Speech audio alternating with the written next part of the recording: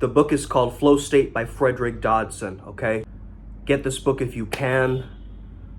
Let's get started. Yeah. I'm inspired. I'm inspired.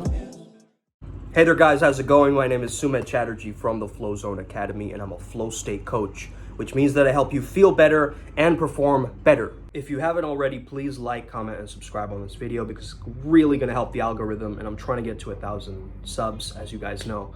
So let's get it. Let's get the word out. Let's get everyone into flow state. Today we're breaking down Fredrick Dodson's book, okay, chapter 1, called Flow State. Now this is one of my favorite books of all time on the topic of flow state, hands down.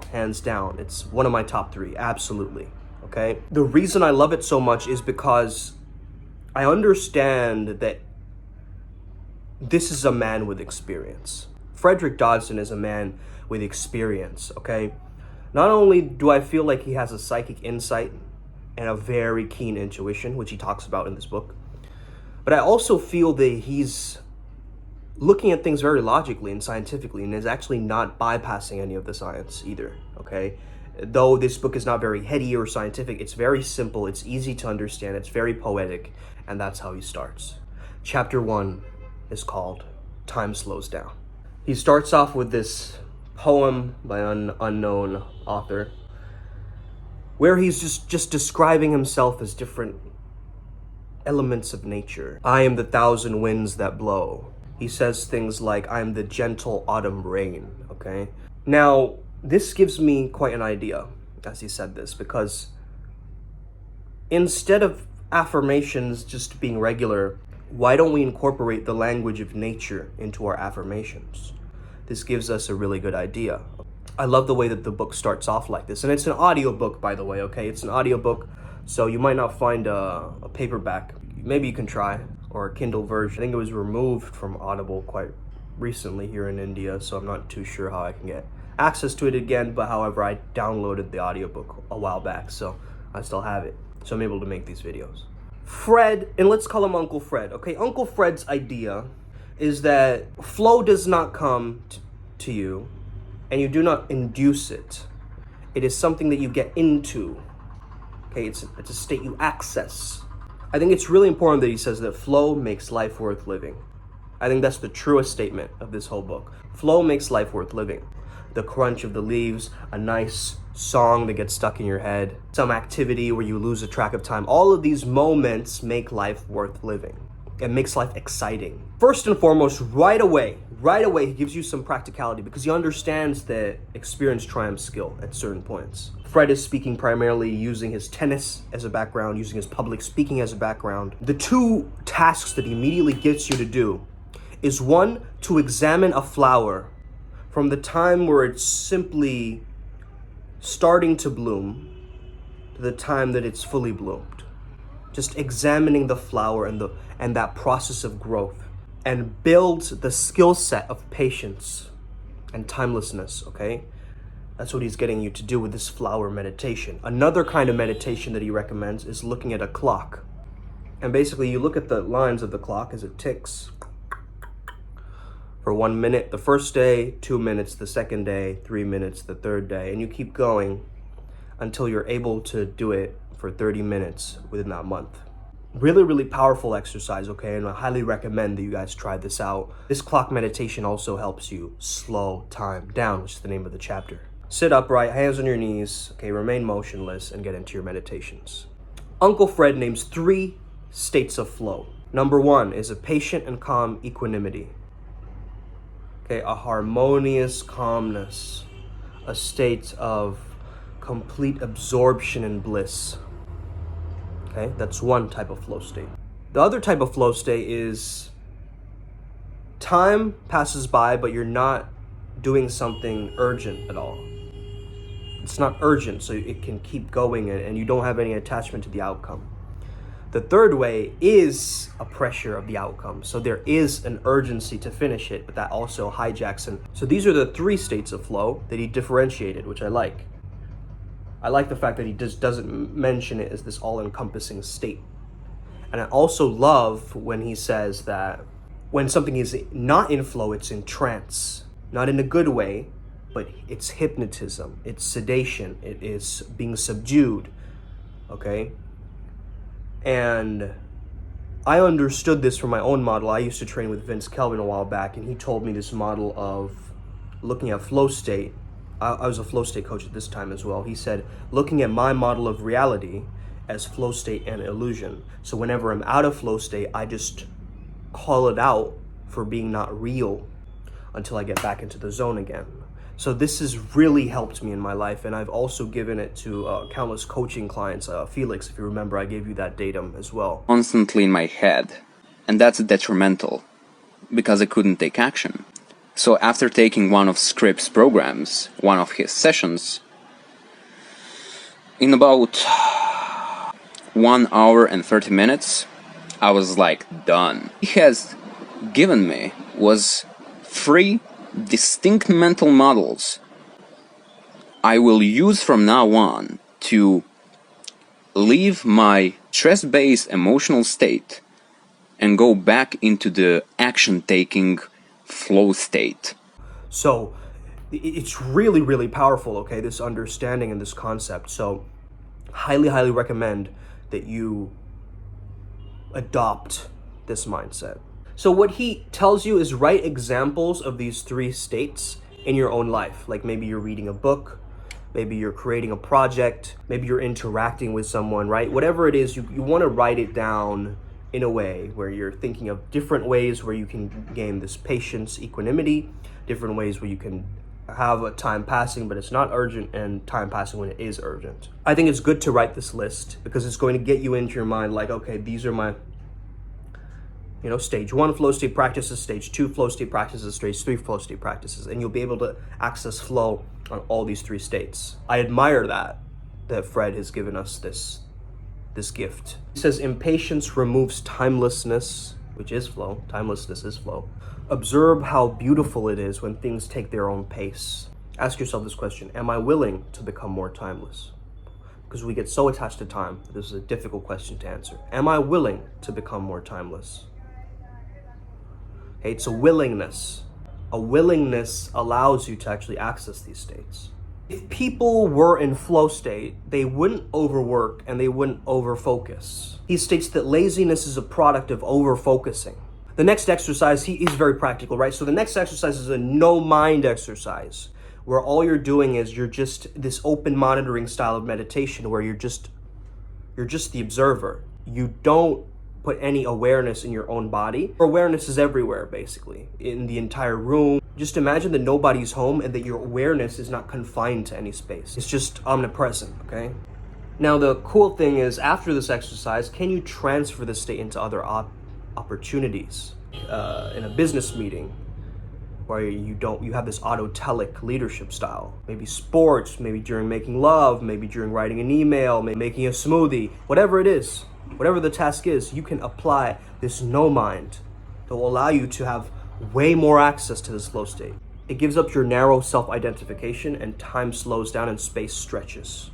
He gives an example of children in flow state, which I really enjoyed listening to this, because he said that for a child, a tree being very far away, they think that tree is very small. But as they walk closer to it, right, they notice it growing bigger and bigger. And so they don't understand the rules of perception yet. That became fascinating to me because I understand that children completely see the world in a completely magical way, right? Like, whoa, the tree's growing as I'm walking near it. You see, what we're really experiencing in adulthood is a narrowing of our own imaginations, because we're going from theta waves to more beta waves, right, as we're growing older. I think it's very important for us to keep that imagination alive. I've kept that imagination alive. I've never let it go.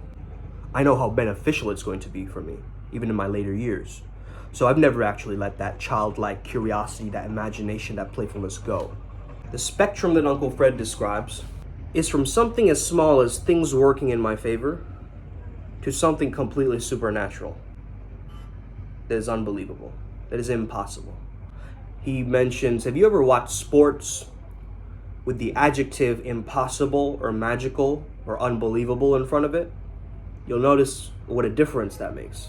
The example he gave from tennis is like, at a certain point when you're in flow state, the tennis ball looks like a beach ball in your own consciousness, right? In your own mind. It stretches space. It slows down time. And we see these objects that we're using when we're tapping into flow as completely different and accessible through different ways. Every sport has these divine channels, right? These people who are bigger than the game itself. They're tapping into something that goes beyond the rules of the game. This is the people who are the chosen ones, the ones in flow.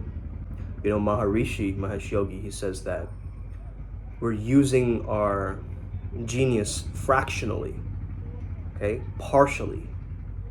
It's all about education, right? So if you educate someone on just one area, they don't get that holistic training, so they can flow through all of it. We understand from Uncle Fred that flow is not something you make happen, but rather something you flow with. It's something you surrender to. Actually, if you think about it, a lot of difficult situations activate flow state. If I never let go, then life is effortful. Flow is not fully just control, and flow is not fully surrendering completely. It's a combination of both. It's surrender and control. It's surrender and discipline. You've seen that little chart from Jason Silva. So use your own focus and skill, but also use the existing stream to tap into it, to help move you along. He explains this with a beautiful metaphor, which I love saying to a lot of people. It's not the excessive use of oars. Oars are what you use to, move the boat. They're like the paddle, right? It's not the excessive use of oars, and it's not the disuse of oars either. It's like the right amount of just gently nudging you in the right direction with flow state.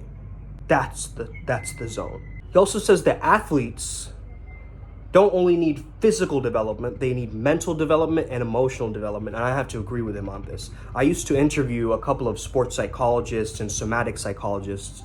And, one of the things they pointed out to me is that a lot of athletes, they're so drawn to the physical that their emotional health is suffering, or their mental health is suffering. It's very important that you deal with your mind and your emotions as an athlete, okay? There's instances of quarterbacks playing American football. They become a magnet as they receive the ball because time slows down so much.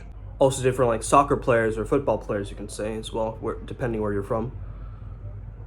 They could score a goal and it would be unavoidable. They would know exactly where it would go in. It's almost like they knew exactly the right time and the right moment to flick it over. And that's exactly what we're talking about. We're talking about higher intelligence here, okay? We're talking about like an intuition that's grasping the nature of reality. Let's say you're giving a speech in the flow state. Your voice may become deeper. It might reverberate throughout the audience members. You'll be able to touch people's hearts on a deeper level if you're in the zone.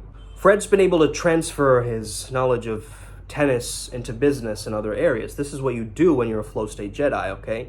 You become versatile. Energy cannot be created or destroyed, only transformed, right? And so he's just transforming one flow state energy into another and using the same as a metaphor in another area. This is really powerful. Try this out with any area that you dominate. Take that area and apply it to another area. It's amazing what it can do for you. Flow is a state of mind where you don't know why you know this information. It's like an intuition, he describes it. Intuition comes from flow. This is a big realization for some of you. Intuition doesn't follow the rules. You do it just because it feels right. Following the things that you support flow. We are always equipped for higher consciousness. Uncle Fred tells us about these two different stories, okay, where intuition came to help him. He talks about Bitcoin, and he states that the more people declare it as real, the more real that it becomes as a currency. I just tried out, getting some Bitcoin out of the blue, and he started accepting Bitcoin for his business, basically, after a while, and it was during a time where people were very interested in this, and he remembers the time where Elon Musk he was accepting Tesla to be bought through Bitcoin, and that raised the stocks up very high, right? And because Fred had this idea that Bitcoin is not real, right? It's just as real as we make it, but it's not actually tangible. He had no attachment to the outcome, which allowed him to actually get this money or be in this flow and access this state. It was 50,000 in 2 days, but Uncle Fred remained unfazed by all of it. You see, non-flowy people are anxious about the gaining or loss of money. Flowy people, on the other hand, they're like, I'll lose some money today, I'll get some more money tomorrow, and nothing is certain like that, okay? Flowy people understand that this is a nature of, uncertainty, that we've gonna have to get used to that and create our own frameworks around this uncertainty so we can thrive. Fred says that the true source of money is giving a lasting value to your customers, not speculation. So he notices his own laissez-faire attitude and that he could, win it all back and lose it all in a day, because nature becomes fluid when you are in flow. It becomes malleable, adaptable.